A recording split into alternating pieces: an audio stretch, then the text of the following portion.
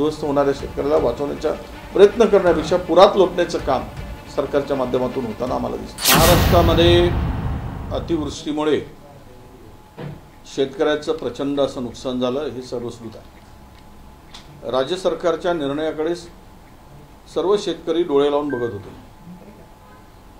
भरभरून मदत मिळेल आणि या संकटावर आम्हाला काही प्रमाणात का होईना मात करता येईल अशा प्रकारची भावना शेतकऱ्यांची होती। याचं कारणही आहे की जानेवारी ते सप्टेंबर महिन्यात मराठवाड्यामध्ये एकट्या मराठवाड्यामध्ये 781 शेतकऱ्यांनी आत्महत्या केल्या। हे आम्ही काही आकडा वगैरे चुकीचं सांगत नाही, तर सरकारी नोंदीनुसार हे आकडा सांगतो आहे। आणि अतिवृष्टीमुळे गेल्या 15 दिवसातले शेतकऱ्यांची आत्महत्या 74 आहे। फक्त 15 दिवसात झालेल्या आत्महत्या 74 आत्महत्या झाल्या। एवढ्या मोठ्या प्रमाणामध्ये शेतकरी आपलं जीवन संपवत आहे। पोराबाळांचं पालनपोषण करू शकत नाही, घरची चूल पेटणं बंद झालेलं आहे, पोत्याचं नव्हतं झालेलं आहे, शेतीमध्ये काही शिल्लक राहिलेलं नाही आणि म्हणून शेतकऱ्यांना सरकारच्या मदतीची आस होती। भरपूर प्रमाणात मदत मिळेल अशा प्रकारे शेतकऱ्यांना वाटत होतं। दुर्दैवानं आज जो निर्णय झाला तो शेतकऱ्यांच्या तोंडाला पानं पुसण्यासारखा निर्णय झाला आहे। खरं तर निवडणुकीच्या पूर्वी मतासाठी तुम्ही शेतकऱ्यांची फसवणूक करायसाठी वाटेल ते निर्णय घेता। 3 हेक्टरपर्यंत मदत केली गेली होती मागच्या वेळेस। आता ही मदतीची व्याख्या फक्त 2 हेक्टरपर्यंत आणली। NDRFच्या निकषाप्रमाणे जी बागायती आहे, आपला जिरायती आहे, जिरायती शेतीला 8,500 रुपये आणि कोरडवाहू शेतीला 6,500 रुपये हे NDRFच्या निकष आहेत। त्यामध्ये सरकारने भर घालून सरकारची तिजोरी खुली करून शेतकऱ्याला किमान 50,000 रुपये हेक्टरी मदत मिळेल अशी अपेक्षा होती। पण दिलं काय? कोरडवाहू शेतकरीला 18,500 आणि हे 2 हेक्टरपर्यंत, आणि हंगामी किंवा त्याला बागायती म्हणतो आम्ही त्याला 27,000 रुपये। म्हणजे NDRFचा निकष हा केवळ NDRFच्या निकषाप्रमाणे तसे 8,500 प्रमाणे 17,000 मिळत होते। मग 10,000 रुपये राज्य सरकारने घातले। आता केंद्र सरकारने जर राज्याला मदत केली असेल तर मग वरची मदत काय फक्त 10,000 रुपये आहे हेक्टरी, किंवा राज्य सरकार देत असेल तर मग केंद्राने मदतच केली नाही, त्याचा अंतर्भूत नाही याच्यामध्ये। 27,500 रुपये हेक्टरी जर तुम्ही मदत करत असाल तर शेतकरी यातून सावरेल कसा? सोयाबीनचं पीक पूर्णतः गेलेलं आहे, कापूस पूर्ण संपलेला आहे, अनेक पिकं त्यामध्ये कांदा शेतकरी उद्ध्वस्त झाला आहे, काही भागामध्ये धान शेतकरी उत्पन्न झाला आहे, टमाट्याचं शेतकरी हे झालेला आहे, फळबागांची प्रचंड नुकसान झालेले आहे। मराठवाड्यात काही जिल्ह्यामध्ये द्राक्ष आणि काही जिल्ह्यामध्ये तुमचा मोसंबी होतो, ते पीक पूर्णतः ती झाडं कोलमडून गेली, जमिनी खरडून गेल्या आणि काही राहिलं नाही शेतकऱ्याकडे। आणि ही तोटकी मदत आकडा फुगवून सांगितलं आहे की आम्ही 32,500 आपला 31,628 कोटी रुपयाचं पॅकेज दिलं। दिवाळीपूर्वी किती देणार आहात हे सांगितलं नाही। आम्ही साधारणतः ॲव्हरेजमध्ये बागायती, जिरायती, कोरडवाहू ह्या 38,000 हेक्टरची मर्यादेमध्ये आम्ही गणित काढला तर फार तर हे 17,000 कोटी रुपये होतात। मग 31,000 कोटी रुपये आले कुठून? हा पॅकेज फुगवून कशाला देत आहे? आणि त्याच्याही पलीकडे जाऊन सरकार म्हणतंय की आम्ही पीक विम्याचे पैसे देणार आहोत। पीक विम्याच्या आता जे काही नव्यानं पॉलिसी आली किंवा धोरण ठरवलं पीक विम्याच्या संदर्भात जे निकष आले, जे ट्रिगर आले, त्या ट्रिगरमध्ये जे 5 निकष आता नव्यानं घातले गेले त्यामध्ये अतिवृष्टीमधला शेतकऱ्यांचा समावेशच नाही। आणि मग ही बनवाबनवी कशाला? त्यांना काही मिळूच शकत नाही। आमचं चॅलेंज आहे त्या ट्रिगरमध्ये अतिवृष्टी किंवा अतिवृष्टीमध्ये झालेली शेतीचं नुकसान याचा काही समावेश नाही। फळबागांचं पूर्ण, कांद्याचा समावेश त्यामध्ये नाही आहे, त्यांना पैसे मिळून, टोमॅटोचा समावेश नाही आहे। मग हे उभे जी काही पिकं आहेत, सोयाबीन आहे, कापूस आहे, तर हे पिकं याच्या व्यतिरिक्त झालेलं नुकसान आहे। आणि यामधून मला वाटतं की या सगळ्यामध्ये शेतकऱ्याला हवालदिल करून शेतकऱ्याला पुन्हा कर्जाच्या खाईत शेतकऱ्याला उद्ध्वस्त होणाऱ्या शेतकऱ्याला वाचवण्याचा प्रयत्न करण्यापेक्षा पुरात लोटण्याचं काम सरकारच्या माध्यमातून होताना आम्हाला दिसत आहे। आणि विशेष करून तुम्ही या शेतकऱ्यांचं कर्ज माफ करण्याची आवश्यकता होती आणि ते कर्ज माफ न करता कर्जमाफीची घोषणा करण्याची आवश्यकता होती। कॅबिनेटमध्ये निर्णय घेऊन तुम्ही आणा पैसे कुठून उभे करायचं का। मी मागच्या वेळेस हे म्हणालो की एकीकडे महाराष्ट्र अदानीला लुटून दिलं जात आहे, जमिनी अदानीच्या खिशात घातली जात आहेत आणि मोठ्या मोठ्या प्राईम लँड अदानीला कवडीमोल भावाने दिल्या जात आहे। अरे त्या जमिनीचं जरी ऑक्शन केलं असता, जमिनी विकल्या असत्या ओपन मार्केटमध्ये, तरी शेतकऱ्यांची कर्जमुक्ती झाली असती आणि शेतकऱ्याला भरपूर मोठ्या प्रमाणात मदतही करता आली असती। पण तुमचं प्रेम वेगळं आहे, शेतकऱ्यांच्या संदर्भातलं प्रेम वेगळं आहे आणि धनदानगेच्या संदर्भात, उद्योगपतींच्या संदर्भात तुमची भूमिका वेगळी आहे। हे आता महाराष्ट्र उघड्या डोळ्यांनी बघतो आहे। तुम्हाला शेतकऱ्यांना मदत करताना हात आखडता घेत आहे आणि अदानींना मदत करताना मात्र तुमचा हात आखडता होत नाही। ही भूमिका या महाराष्ट्रातील शेतकरी, शेतमजूर त्याचे तर पुन्हा वांदे आहे, कारण आपण शेतीच्या संदर्भात शेतकऱ्यांना मदत करतो। तिथे राबणारा जो शेतमजूर आहे, साधारणतः मराठवाड्यामध्ये शेतीवर अवलंबून असलेला व्यक्ती हा 27% 28% आहे। अवलंबून असलेला म्हणजे जो मजुरीचं काम करतो शेतकऱ्यामध्ये, त्या 27-28 लोकांच्या हाताला कामच नाही राहिला, तो कसा जगेल? त्याच्यासाठी काय देणार आहात? शेतमजुराचा विषयच कोणी काढत नाही। ज्यावर शेतीमध्ये काम केल्यानंतर त्याची चूल पेटते आहे, त्याच्या पोरांना 2 घास खायला मिळतात, पण त्याचा विचार कोण करेल?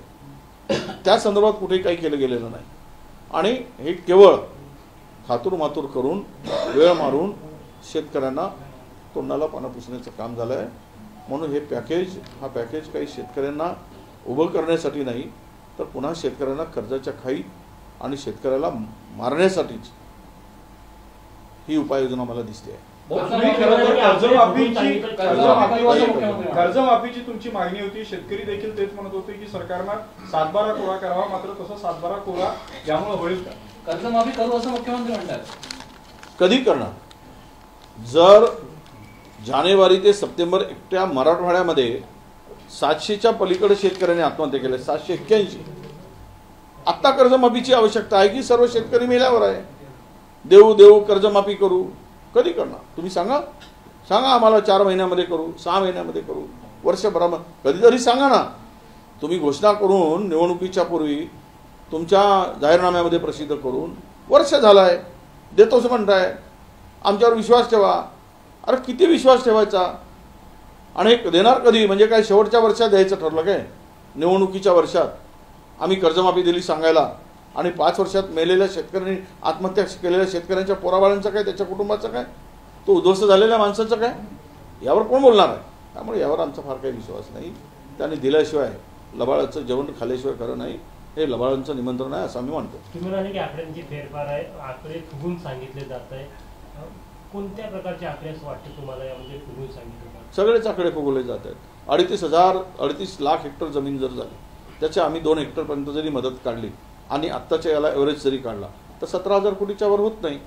मग 31,000 कोटी आले कुठून? 31,628 कोटी पुन्हा कोणाला देणार? जमीन खरडून गेला त्याचा हिशोब काढलाय।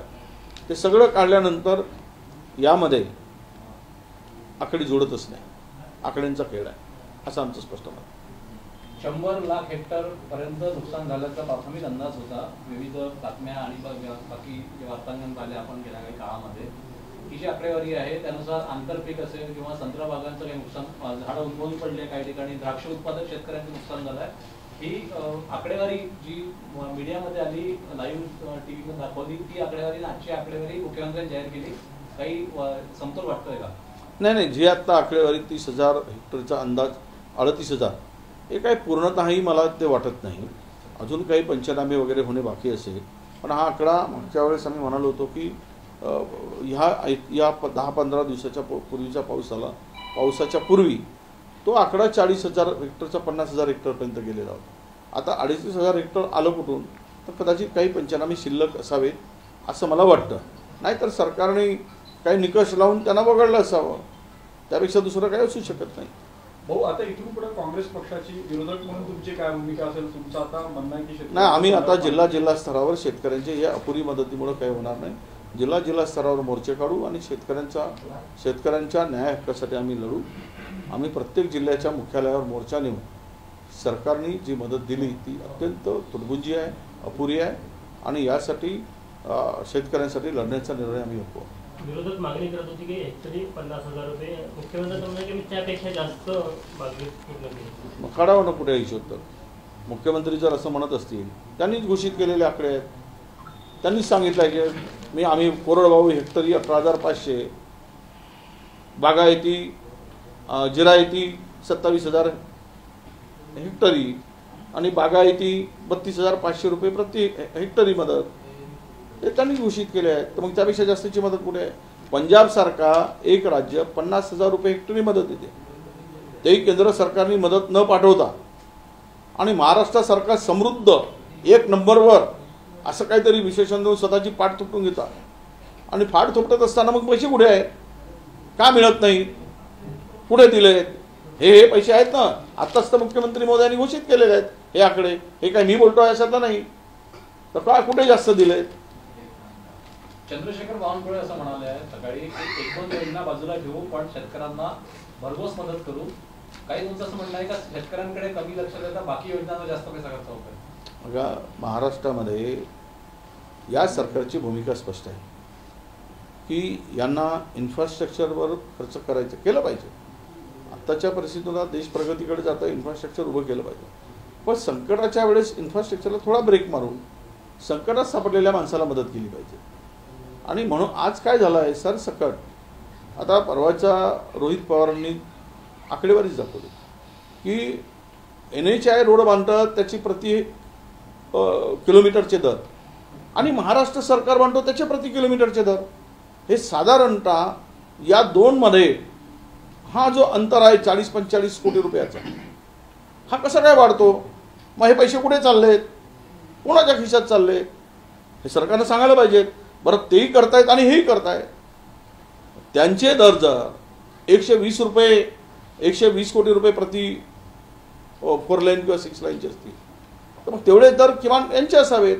पण यांचे दर कसे काय 168 आणि 172 कोटीवर जातात? मग पैसे कुठेतरी जास्त चालले. यातून 40-45 कोटी रुपये जे काढले जातात हे पैसे वाचवले असते. मी आत्ता म्हणालो जमिनीतून पैसे काढत आले असते. मुंबईच्या प्राईम लँड तुम्ही देऊन राहिले एखाद्या उद्योगपतीला. काल परवा डेअरी 18 एकर आरेची जागा वरळीची शिलिंगची प्राईम लँड, देशातील सर्वात महाग लँड ती आहे 18 एकर.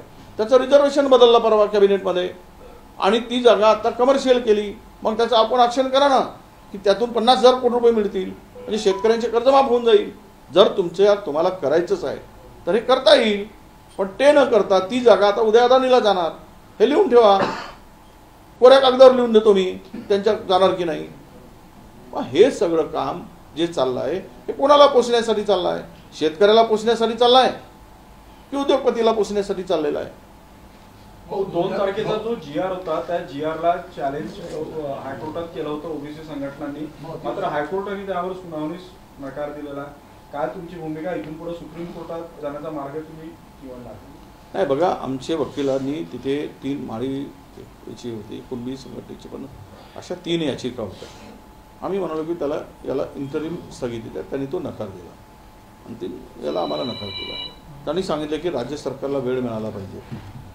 राज्य सरकारच्या रिप्लायसाठी वेळ आम्ही ज्यावेळेस ओबीसीची बैठक घेतली त्यावेळेस मुख्यमंत्री महोदयांनी सांगितलं आमचा एफिडेव्हिट तयार आहे, तो यातून तुम्हाला ओबीसी समाजाला नक्की त्या एफिडेव्हिटच्या माध्यमातून तुम्हाला मदत होईल असं असं सगळ्या 50 ओबीसी नेत्यांच्या पुढे मुख्यमंत्र्यांनी म्हटलं. आणि आज कोर्टात उभं असताना ते एफिडेव्हिटच ते देऊ शकले नाही. म्हणजे सरकारची भूमिका मांडणारी का दिले नाहीत? का डिले करतायत? म्हणजे निवडणुका काढायचे, सरकार चालढकलपणा करून निवडणुका पुढे ढकलायच्या आहेत आणि ओबीसी नाही बनवायचा आणि मराठ्यांनाही बनवायचा आणि दोघांची मतं घेऊन मताची पोळी शेकायची, पोळी खायची, असं एक प्लॅनिंग राज्य सरकारचं यामागे दिसत आहे. जर राज्य सरकारने आपली भूमिका मांडली असती तरी आम्ही 4 आठवड्यांनी हे काही आमची याचिका निकाली नाही काढली. त्याला अंतरिम स्थगिती देण्यासाठी त्यांनी नकार दिला. 4 आठवड्याच्या आत आम्ही 2 आठवडे मागितले. आम्ही 1 आठवडा मागितला होता आमच्या वकिलांनी. पण आता आजच मी आमच्या वकिलांशी तिथल्या वकिलांशी आमची चर्चा झाली आणि आम्ही सुप्रीम कोर्टामध्ये याचिका दाखल करायचा निर्णय घेतला आहे. आम्हाला आमचा माणूस उद्ध्वस्त होताना दिसत आहे हे आम्ही उघड्या डोळ्यांनी बघत आहोत. आणि म्हणून खरं तर हे सगळं होत असताना त्यांच्याकडे वकिलांची फौज आहे, आमच्याकडे तेवढं नाही आहे ना. ओबीसी समाज काय आहे? गरीब समाज आहे. मराठा एवढा श्रीमंत समाज ओबीसी कसा असू शकतो? त्यांना वाटेल ते, त्यांच्याकडे अन्नधान्य जे गोळा झाला होता जरांगेंनी ज्यावेळेस आंदोलन केलं, ते मंदिरांना दान द्यावं इतकं मोठ्या प्रमाणात झालं होतं. कारण धनसंपन्न व्यक्ती असल्यानंतर त्या ठिकाणी हे गरीब आणि चुटके मुटके माणसं कशी जगतील? आता त्यात ते जे काही बोलत आहेत या आंदोलनानंतर, तर ते विरोधक का आम्हाला टार्गेट करून बोलत आहेत. आता मला वाटतं की या सगळ्यांच्या मागे त्यांचा बोलवता धनी कोण आहे? कोणाच्या भरोशावर हिंमत करतायत? सरकारने कालपर्यंत उपोषणाच्या पूर्वी वाटेल त्या पद्धतीनं बोलत होते. आता आमच्या राहुल गांधीपर्यंत गेलेत, त्यांना बोलायला लागले राहुल गांधीवर टीका. अरे ज्या राहुल गांधींनी 50% आरक्षणाची मर्यादा वाढवा म्हणून सांगितलं, ज्यांनी जातनिहाय जनगणना करा म्हणून त्यांचा आग्रह सातत्यानं आहे आणि ते मांडत आहेत, आणि ज्यांनी मराठा समाजाला आरक्षण द्या, हे आरक्षण कशातून द्या तर 50%ची कॅप वाढवून द्या, एवढ्या मराठा समाजाची बाजू घेताना हा माणूस राहुल गांधीवर बोलायला लागला. म्हणजे किती त्यांची दिव्यता आहे हे यावरून दिसते ना. विरोधकांना टार्गेट करता येते. म्हणजे त्यांची भूमिका आणि त्यांची बोलवता धनी यामागची त्यांची लढाई जी आहे की कोणासाठी आहे? यांची लढाई काय सामान्य जनतेसाठी आहे की विरोधकांना टार्गेट करायसाठी आहे? म्हणजे अशा पद्धतीनं मानणं आणि बोलणं, कोणाला काहीतरी नाव ठेवून त्यांचा, हे काय अनपढ गवारांचं लक्षण आहे? हे काही अशी शब्दाचा वापर करणं एखाद्या राष्ट्रीय नेत्या संदर्भात. त्यामुळे हे दिसते ती लढाईची दिशा आणि बोलवता धनी हे कोणीतरी आता त्यांच्या मागे उभा झाला आहे. त्याच्या भरोशावर अशा प्रकारचे ते स्टेटमेंट करतायत असं आमचं म्हणणं आहे. त्यामुळे आरक्षणाची लढाई जी आहे ती मुख्यत्वे सगळं कमजोर होताना आम्हाला दिसते. आणि ठीक आहे, आमची लढाई आम्ही लढू. आता ओबीसीचा DNA असलेला मुख्यमंत्री आहे. मुख्यमंत्र्यांनी वारंवार सांगितलं आहे माझी DNA ओबीसी आहे. तर आता किती ओबीसी आहे हे आता निवडणुका झाल्यानंतर स्थानिक स्वराज्य संस्थांच्या किती ओबीसी या 374 जातीमधील निवडून येतात ग्रामपंचायतमध्ये, ओपनमधून आणि ओबीसीमधून, त्यावेळेस आकडा समोर येणारच आहे. एक माणूस तिथे दिसणार नाही आमच्या पंचायत समितीमध्ये. मराठवाड्यापासून तर तिकडे विदर्भामध्ये आम्ही सगळे ओबीसी आहोत, इकडे मराठा समाज नाही. इथे फार काही हे होणार नाही राजकीय आरक्षणामध्ये.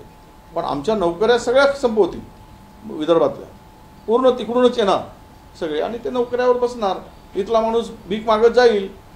मुख्यमंत्री इथले असून, हेवीवेट नेते इथले असून, इथला विदर्भातला ओबीसी ज्यांच्या भरोशावर आमदार आणि सत्ता मिळवतात, त्यात ओबीसीला वाऱ्यावर सोडण्याचं पाप उजागर होईल. आज नाही होईल, उद्या होईल. ते दिसेल. त्या आकडेवारी आम्ही दाखवू लोकांच्या पुढे, प्रूव्ह करून दाखवू की या GR नंतर काय नुकसान झालेलं आहे. त्यावेळेस लोक आज आम्ही लढतो आहोत की GR रद्द करावा. नाहीतर अन्यायाची परिसीमा झाली, लोकांचा उद्रेक होईल. राहुल गांधी यांच्यावर जरांगे पाटील यांनी टीका केली. आता आपण म्हणालात की बोलवता धनी कोण आहे त्यामागच्या, यापूर्वी सुद्धा जरांगे पाटलांवर असे वेगवेगळे म्हणजे सत्ताधाऱ्यांकडून आरोप झाले होते. आत्ता त्यांच्या मागे कोण आहे? काय वाटतं मागे षडयंत्र? हे बघा, राहुल गांधीवर बोलायचा काय संबंध आला त्याचा? त्यांनी काय घोडा मारला होता या जरांगेचा? काय घोडा मारला? त्याला तब्येत बरी नाही म्हणतो, आवाज जोरानं काढतो, ॲम्ब्युलन्समध्ये जातो आणि मेळाव्यामध्ये शिव्या देतो, तुफान. तिथे आवाज बरोबर वाढतो, हॉस्पिटलमध्ये आवाज कुकू कुकू करत निघतो, मग तिथे आवाज भो भो करत निघतो. हे काय दिसत नाही काय? बघा, बोलवता धनी जो काय आहे तो कोण आहे हे आम्हाला कालांतराने आम्ही सांगू. आता हे जे षडयंत्र रचलं जात आहे, काही संबंध नसताना काय संबंध आहे आमच्या नेत्यावर बोलायचा? कुठल्या अर्थानं बोलतायत? त्यांनी काय वाईट केलं? हे कुठे ना कुठेतरी आहे लागे बांधे, ते उजर होतील ना. मी आज नाही सांगणार. सत्ताधाऱ्यांचा तुम्हाला हात वाटतोय का हो यामध्ये बोलावतो? हे बघा, त्यांनी तर सगळ्यांचा, त्या जनांनी सगळ्यांचंच वाटवलं. आमच्या ओबीसीचंही वाटोळं केला आणि मराठा समाजाचंही वाटोळं. याचं कारण असं आहे की 374 जाती, त्यामध्ये पुन्हा हे जर आले म्हणजे असं आहे की या एखाद्या ठिकाणी खाणारी 10 तोंडं आहे आणि 10 तोंडामध्ये पहिलेच खायला त्यांचा अर्धवट पोटी उपाशी मरत आहे. त्याच्यातून पुन्हा 20 तोंड झाली तर सगळेच उपाशी मरतील. सगळेच कुपोषित होते. त्यांना जे काय मिळत होतं नोकरीविषयी, त्यांना काय पाहिजे हेच कळत नाही. ओबीसी मधून द्या, ओबीसी मधून द्या. आणि तिकडे तुम्हाला EWS मधून मिळत होतं. SCBC तुमच्यासाठी केली होती. हे मोठा आरक्षण फायदा होत होता. अनेक पोरं जे लागली माझ्याकडे, माझ्या जिल्ह्यामध्ये जेवढी मुलं आता नोकरीला आले तुमचे तलाठी म्हणून किंवा कृषी सहाय्यक म्हणून, सगळे मराठवाड्यातील आहेत. 90% तुम्ही माहिती घ्या, देवेंद्रजींनी माहिती घ्यावी कुठून लोक आले ते. कृषी सहाय्यक, कृषी पर्यवेक्षक, हे ज्या काही आता रिक्रुटमेंट होत आहे त्या सर्व हे पूर्णतः आमच्या माणसाचा कुठे नंबरच लागत नाही. सगळ्या दृष्टीने ते समृद्ध आहे. त्यामुळे हा माणूस कुठे टिकणार आहे, याच्यासाठी खड्डाच खोदण्याचं काम झालं आहे सरकारकडून. तुम्ही सुप्रीम कोर्टात कधीपर्यंत जाणार आणि आतापर्यंत जे आहे मी आज आमच्या वकिलांनी, सगळे आमचे लोकांनी, लायरनी सगळी माहिती आज घेतील आणि लवकरात लवकर ती पिटिशन सुप्रीम कोर्टात आम्हाला दाखल करावी लागेल आणि स्थगितीसाठी करावी लागेल असं आमचं ठरलेलं आहे. 1994 जो ओबीसीला आरक्षण देणारा जो GR आहे त्याला पण चॅलेंज करण्याची भाषा. चॅलेंज झालाय ऑलरेडी. त्याला काय, त्याला माहीतच नाही आहे जरांगेंना. ऑलरेडी चॅलेंज झालं आहे तुझे आहे ना, पेंडिंग आहे ते. तो आज जिस तरीके से मुख्यमंत्री ने पैकेज जारी किया है, कैसे देखते हैं इस पैकेज को, क्या कहेंगे? नहीं, ये देखिए किसान को जितना नुकसान हुआ है, आज कुछ नहीं बचा है किसान के हाथ में. खेती में नहीं बचा है और घर में भी नहीं बचा है. जानवर भी मर गए, बहुत सारे बह गए. बहुत बड़ा नुकसान. इतनी बड़ी आपत्ति आने के बाद में अमित शाह जी आए, उन्होंने तो कुछ बात नहीं किया. अभी परसों प्राइम मिनिस्टर आएंगे, क्या पैकेज देते हैं, कुछ देखे जाए ऐसी हमारी अपेक्षा है. अच्छा से देखे जाए महाराष्ट्र को. अब क्या देते हैं मुझे नहीं पता, पर आज जो घोषणा हुई है, आज जो डिक्लेयर किया गया है, वो कोई किसानों को इस नुकसान से बाहर निकलने के लिए ये पर्याप्त नहीं है. ये तो किसान के मुंह को कुछ लॉलीपॉप जैसा है, ये कुछ नहीं दिया है, चॉकलेट जैसे दिया है. आज इससे किसान कैसे उभरेगा? 50,000 रुपये प्रति हेक्टर की मांग कर रहे थे. पंजाब जैसा राज्य दे सकता है. और जो घोषणा की है, ये तो राज्य सरकार ने इलेक्शन के पहले 3 हेक्टर तक मदद दी थी. अभी 27,000 रुपये जो मेरे ख्याल से 27,000 रुपये जो जिरायती है उसके लिए है, और कोरडवाहू के लिए उसके लिए 18,500 है, और बागायती उसके लिए 32,500. क्या होने वाला है? पूरी की पूरी फसल बर्बाद हो चुकी है, कुछ नहीं बचा है. पंजाब जैसा राज्य दे सकता है तो इनको क्या तकलीफ है? क्या पैसा खड़ा करना महाराष्ट्र के लिए कोई बड़ी बात नहीं है. आप लोग इंफ्रास्ट्रक्चर के लिए देश को, राज्य को कर्जबाजारी कर चुका है. कमीशन खाने के लिए सरकार ने 15%, 20% कमीशन खाती है. इंफ्रास्ट्रक्चर के भरोसे काम मैनेज करके दिए जा रहे. बड़े बड़े टेंडर 10-10 हज़ार के, 5-5 हज़ार के, 2-2 हज़ार के टेंडर पूरे के पूरे विदाउट कंपटीशन दिए जा रहे, बांट के दिए जा रहे, खिरापत बांट के. तो ये दिख नहीं रहा है क्या? और प्राइम लैंड दिए जा रहे उद्योगपति को, वहां से पैसे खड़े करो और दो इनको, कर्जा माफी करो. और वो किसान इस संकट में उसके कुछ नहीं बचा है. ऐसे स्थिति में उनको मदद होनी चाहिए थी, वो नहीं दिखाई दे रही. इसका मतलब सरकार का प्रेम उद्योगपतियों से है, बड़े लोगों से. किसानों के बारे में इनका कोई प्रेम नहीं है. ये इस निर्णय से दिख पड़ा. मुख्यमंत्री ने यह भी कहा है कि कर्ज माफी भी होगी और उसके लिए थोड़ा समय. अब साल भर हो गया ना, कितने साल रुकेंगे? चुनाव के वक्त देंगे, फिर हमने कर्जा माफी देंगे करके लाडली बहन लाया, वोट पातिया लिया, फिर कर्जा माफी करके ये सब बना. तो 5 साल में किसान मरेगा. जो जनवरी से सितंबर में 781 किसानों ने सुसाइड किया. अभी पिछले 15 दिन में 74 किसानों ने सुसाइड किया. तो क्या पूरा किसान खत्म होने के बाद में दोगे? मरने के बाद में दोगे? अभी जो जरूरत है तब देना चाहिए ना. जरूरत खत्म होने के बाद में देकर क्या मतलब है? किसानों को कर्जा नहीं मिल रहा है, अभी आगे का फसल कैसे करना वो मुश्किल में है. बैंक कर्जा नहीं दे रही है क्योंकि पिछला कर्जा उसका बकाया बाकी होने से. तो ये जल्दी करना चाहिए. और बताए कि हम लोग 3 महीने में कर रहे, 6 महीने में कर रहे. कोई डेट तो दें तो हम लोग विश्वास करेंगे, किसान विश्वास करेगा. हम तारीख पे तारीख दे रहे, तारीख पे तारीख करने वाले कब करोगे ये बताइए. यह हमारा सवाल है. चंद्रशेखर बावनकुळे यांनी आवाहन केलंय तुम्हाला की शेतकरी अडचणीत आहे, त्यामुळे ओबीसी आणि मराठा हे सगळं सुरू आहे, तर तुमचा 10 तारखेचा मोर्चा हे कोणी केलं? तर रद्द करावा. मराठा आणि ओबीसीचं कोणी पेटवलं? आंदोलन कोणी पेटवलं? कोणाला दोन जातीच्या विरुद्ध, कोण एकमेकाच्या जाती विरुद्ध उभे केले? सरकारनेच केलं ना, सरकारच्याच निर्णयामुळे झालं ना. तुम्ही तर विदर्भात आहात, मराठवाड्यातल्या गावात जाऊन पहा, एकमेकाच्या किराणा दुकानात जात नाही, शाळेतून पोरं काढणं सुरू आहे, रस्त्याने ओबीसीचा माणूस घेतला की शिव्या खावं लागतं आहे. अनेकांची डोकी फुटलीत, कुठेच टीव्हीवर आला नाही. बेदम मारहाण होत आहे ओबीसीच्या लोकांना. काय काय भयावह वातावरण करून टाकलंय. एक गाव, जे गावातलं गाव कोण होतं? गाव हे सगळ्यांच्या लोकांचं एक प्रार्थनास्थळ सारखं होतं. एक गाव हे मंदिर होतं, त्याला उद्ध्वस्त केलं ना या सरकारच्या चुकीच्या धोरणामुळं. एकमेकाच्या विरुद्ध अनेक समाज उभे करून टाकलेत ना. या जो असंतोष निर्माण झाला आहे, त्यामुळं लोकांचा असंतोष आहे, विदर्भातील असेल, मराठवाड्यातील असेल. तर ह्याच्याशी याला जोडणं, आम्ही तर म्हणलं तुम्ही एक लाईनीचा प्रत्यय काढून टाका. काय सदळ आणि साधी मागणी केली आम्ही मुख्यमंत्र्यांच्याकडे. त्यावेळेस बावनकुळे साहेब होते तिथे. आम्ही एवढंच म्हटलं, तुम्ही पात्र एक शब्द टाका. जो पात्र असेल तो ओबीसी असेल. बस पात्र हा शब्द वगळला गेला, तासाभरात GR बदलला गेला. पहिले पात्र घेऊन गेले जरांगीच्या पाटलांच्या पुढे, तिथे सांगा हे मला मान्य नाही, अरे हे काय लावलं, हे बदल, हे मला नाही पाहिजे. लगेच बदलून आणला एक तासाभरात पात्रचं काढून टाकून. पात्र का काढला याचा अर्थच असा आहे की ते सरसकट देण्यासाठी त्यांच्या दबावात घेतलेला निर्णय आहे. हे आग जी लागली कोणी लावली याचा विचार करावा. आमची बावनकुळेची नाही विनंती आहे की तुम्ही ओबीसी आहात, एक ओबीसी नेता म्हणून आहात, तुम्ही उघड्या डोळ्यानं हे ओबीसी बघू नका. हे नुकसान होताना तुम्हालाही समाज माफ करणार नाही. त्यामुळं तुम्ही सुद्धा मुख्यमंत्र्याकडे नंबर 2चा मंत्री जाऊन जरा आग्रह करा, चुकीचं झालंय. विदर्भाने तुम्हाला सत्तेत बसवलं, विदर्भाने भाजपला मतं दिली ओबीसी लोकांनी. त्यामुळे ह्यांच्या बोलण्याकडे आम्हाला फार काही लक्ष देण्याची गरज नाही. सरकारने जाहीर केलेल्या पॅकेजवर आता प्रहार संघटना रस्त्यावर येणार आहे माहिती आलेली आहे. प्रहार संघटना, काँग्रेस पक्ष पण रस्त्यावर येईल का?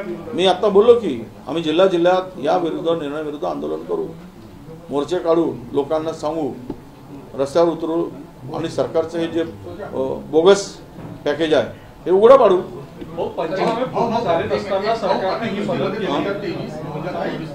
अतिवृष्टी झाली महाराष्ट्रामध्ये, तेव्हा त्या 2023 मध्ये पैसे दिले नाही. 2024चे विषय, परंतु 31 जुलै 2025ला आता बावनकुळे साहेबांनी नेतृत्वामध्ये विविध विभागीय आयुक्तांनी प्रस्ताव सादर केला, सरकारने मंजुरी दिली.